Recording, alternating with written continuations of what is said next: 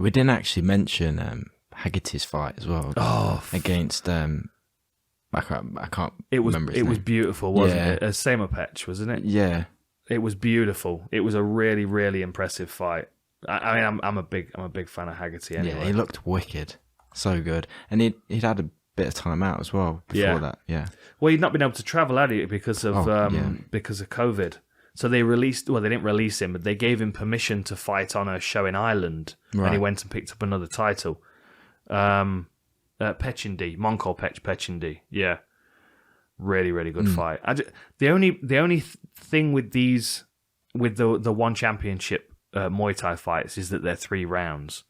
And half of the guys that they're signing, all the Thai fighters that are coming over, aside from Rodtang, who's the only anomaly, they all slow starters. They're all like chill, and the first round we kind of feel it out, and then the second round we pick it up, and then we've got 3 rounds to go. Because Jonathan Haggerty's so aggressive, I think a lot of these guys, he just catches them unawares in that first round when they're still trying to pull their shorts up and get a read. Yeah. You know, like they're all adjusting their shorts while he's fucking laying into them, and yeah, it's the shorter fights and the speed at which they start. I think it's unsettling for some of these Muay Thai fighters that have had 100 and whatever fights. I mean, what's Mongkolpetch had? 159 fights. Yeah. 116 and 43. You know, it's like you kind of find a groove and a rhythm, and you know what to expect, and then you get someone like Haggerty come out and just blitz at you, and he had a really fast first round. Yeah, that's why Rodtang's so different to these guys, because he starts hard in the first round, and I think this is why people are excited about the Mighty Mouse fight, is because you know most likely he's not going to be able to stop Mighty Mouse in the first round. But you know he's going to try.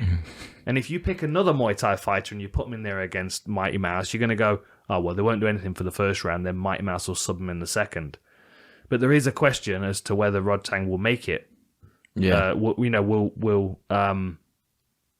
there's no question as to whether Rodtang will put that pressure on him. But there is also no question that DJ's probably going to be able to take him down and sub him. Is that fight 1 round Muay Thai, 1 round MMA? And 4 rounds. 4 rounds, okay. 4 rounds alternating.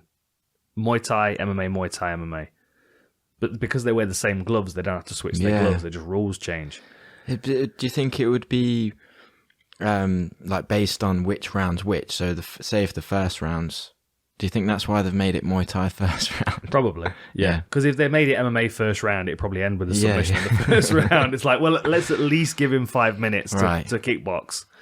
But DJ's not going to stand there and trade. This is another thing that I don't think is being taken into account, because this will most likely be in the cage, in the circular cage. Rodtang's not developed a footwork to cut people down, and Mighty Mouse is amazing at movement. Rodtang's used to people that stand in front of him and trade kicks and punches, and Mighty Mouse is not going to do that. He's going to be on his fucking bike the whole 5 minutes. Like, come and get me. And as soon as that second round starts, he's double-legging him into the fence, and he's going to choke him as he stands back to his feet. Yeah, I'd love it to go a different way, because I think it'd be really fascinating the longer it goes, but I just don't...